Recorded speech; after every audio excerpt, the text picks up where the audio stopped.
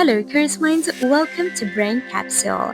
I want to start today a little differently, not with a dramatic scenario, not with a hypothetical, but with a quiet question, the kind that was asked, you cannot unask. Think back. Think back to the last time you were carried to bed as a child. You didn't know it was the last time. You just fell asleep the way you always did, in someone's arms, warm and safe and completely in a way that the chapter of your life was quietly closing behind you. Think about the last time you played with a childhood toy, the last time you walked through the front door of the home you grew up in before it was sold, changed, or gone, the last time a friendship was still intact, the last time a person you loved was still here. You didn't know, you couldn't have known, and that is precisely what makes it so devastating and so worth talking about. Today, we are going to sit with one of the most quietly heartbreaking truths of human life that most of our last times happen in disguise, dressed as ordinary moments, in remarkable Tuesdays, routine goodbyes, and we only understand what they were long after they are gone. Let's talk about why this happens because it's not carelessness, it's not that we don't care enough, it's something much more structural than that.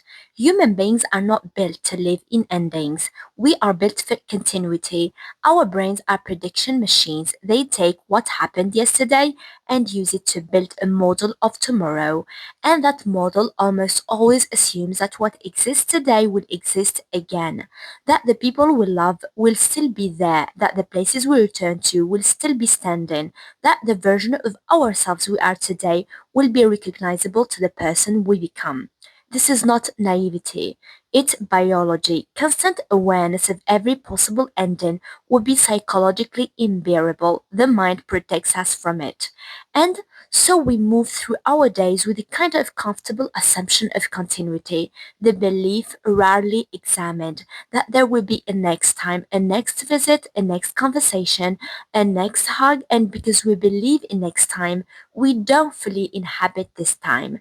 We are half present, half somewhere else, half already planning the future moment when we will pay full attention. And then one day, the next time doesn't come. Now, let's talk about what this actually means for the texture of everyday life, because this is not just a philosophical observation, it has weight, real felt weight. There is a particular kind of grief that has no official name. It's not the grief of a funeral marked by dates and rituals and the visible acknowledgement of loss. It's quieter than that. It is the grief of realizing weeks, months, sometimes years later that a moment you lived through without noticing was actually the end of something. The last conversation that was light and easy before something shifted between you and the person you loved. The last time your child asked you to pick them up. The last time you ran without pain. The last time your family was all together in one room, laughing without anyone knowing that the cycle was about to change shape forever. That retroactive grief, grief for an ending you didn't know you were living through, is one of the most disorienting forms of loss there is, because there is nothing to do with it. You cannot go back, you cannot have the moment again. This time paying full attention, it's sealed. And that sealing is what gives it such particular aching power.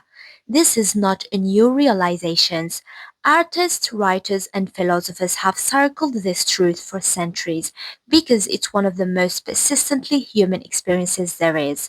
The American writer Marilyn Robinson wrote about how ordinary moments contain entire worlds, how the light on a particular afternoon, the sound of a specific voice, the smell of a room can hold more than any grand event, because the grand events we prepare for, the ordinary ones we simply live. Parents know this feeling with particular sharpness. There is a moment different for every child, different for every family. When a parent carries their child for the last time, the child gets down, walks away, never asks to be carried again. It happens thousands of times with thousands of small things. The last bedtime story read aloud, the last hand held crossing the street, the last time a small voice said mommy or daddy in that particular, irrepeatable way of early childhood. Nobody marks these moments, nobody could, but their passing reshapes a life quietly, completely.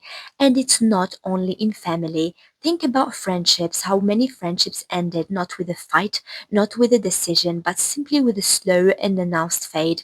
And the last time you saw the person, you said, let's do this again soon. And both of you meant it, and neither of you ever called. The last time looked exactly like every other time. That's the thing. That's always the thing. Now comes the part where someone might expect me to say, so live every moment as if it's your last. Be present, treasure everything. And while those words are true, they are also in their way impossible. We cannot live at maximum intensity every moment. We would be exhausted, overwhelmed, unable to function. The ordinary texture of life, the uncomfortable, the routine, the slightly not paying attention is not the enemy. It's what makes the remarkable moment visible by contrast. So instead, here is something more honest, more achievable. Notice a little more, not everything, just a little more. The next time you are laughing with someone you love, let yourself be fully there for one extra beat. The next time you leave a place that matters to you, pause at the door. The next time a conversation is easy and warm and good, let yourself feel that consciously, deliberately for just a moment.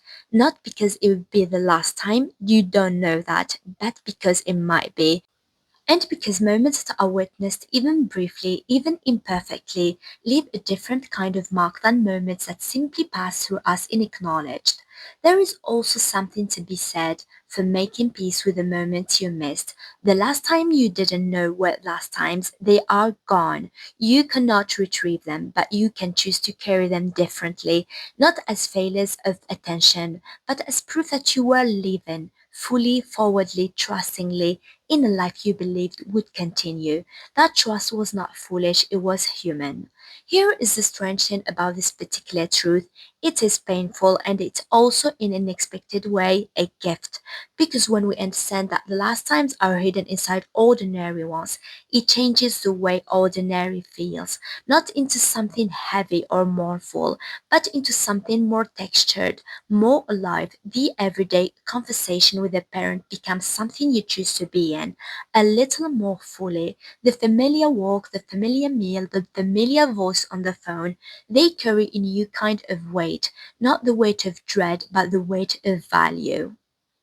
Impermanence is not the enemy of love. It may be, in fact, what gives love its particular urgency and color. We love what we can lose, and we can lose everything.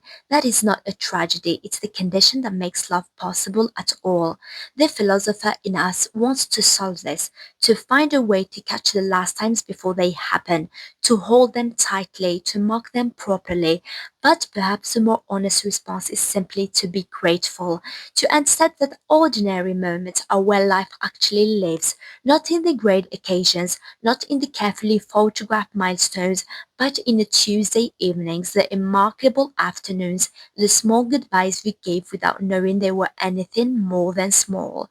Those moments were everything, they were always everything. The last time you did something without knowing it was the last time, that moment is not a failure. It's a portrait of trust, of a life lived forward, not backward, of love that assumed quite reasonably that more was coming. And maybe the most meaningful thing we can do with this knowledge is not to mourn what we missed, but to look around right now and what we still have, and to let it matter quietly, fully, without waiting for a reason. Here is the question to carry with you. What is something ordinary in my life right now that one day I will wish I had paid more attention to? You already know the answer. Go pay attention. Thank you for listening. Hold the people you love a little longer today for no reason, for every reason.